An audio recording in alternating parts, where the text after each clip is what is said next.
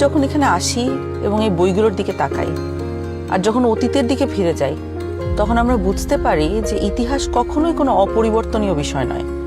এটি মানুষের ইচ্ছা শক্তির দ্বারাই পরিবর্তিত হয়। এখন আমাদের নিজেদের ভাগ্য এবং ইতিহাস আবারও নতুন করে লেখার সুযোগ নিয়ে এসেছে গণভোট 2026।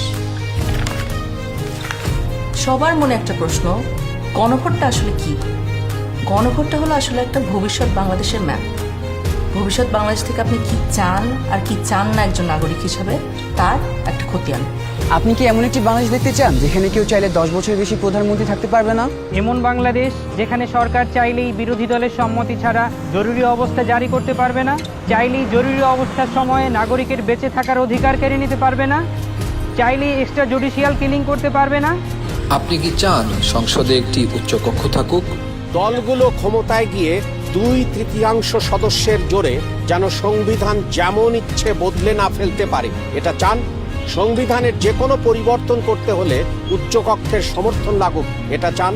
সংবিধানের কিছু গুরুত্বপূর্ণ বিষয়ের পরিবর্তন আপনার মতামত ছাড়া কেউ করতে না পারুক, অর্থাৎ গণভোট ছাড়া সংবিধানের গুরুত্বপূর্ণ বিধানের কোনো পরিবর্তন সরকার যেন করতে না পারুক। আপনি কি চান তত্ত্বাবধায়ক সরকার কিভাবে তৈরি হবে এটা সরকারি দল এবং বিরোধী দল মিলেই ঠিক করুক? একই রকমভাবে নির্বাচন কমিশন, পিএসসি, সিএজি এসব গুরুত্বপূর্ণ নিয়োগে বিরোধী দলেরও ভূমিকা থাকুক? আপনি কি চান সংসদে নারীদের প্রতিনিধিত্ব বাড়ুক? দেশের বিচার ব্যবস্থা সরকারের প্রভাব মুক্ত থেকে স্বাধীনভাবে কাজ করুক, যাতে আমাদের মতন সাধারণ মানুষ বিচার পেতে পারে? আপনি কি চান সব বিভাগীয় শহরে উচ্চ আদালত স্থাপন হোক? ধরেন আপনার স্বজন খুন হয়েছে, সেই খুনের দায়ে দণ্ডপ্রাপ্ত আসামিকে প্রেসিডেন্ট চাইলেই ক্ষমা করে দিতে পারে।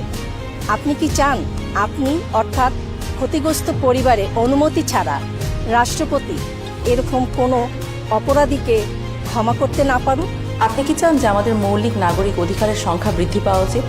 যেমন ধরেন ইন্টারনেট পাওয়া, এটা কি একটা মৌলিক নাগরিক অধিকার হওয়া উচিত, যাতে ভবিষ্যতে আবারও কোনো খুনি সরকারের সেই ইন্টারনেট বন্ধ করে আমাদের উপরে হত্যাযজ্ঞ না চালাতে পারে?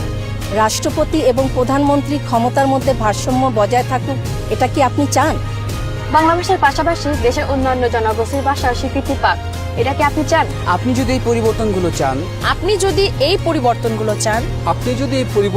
চান, তাহলে গণভোটে হাতে সিল মারুন। হাতে সিল মারুন। হ্যাঁতে সিল মারুন।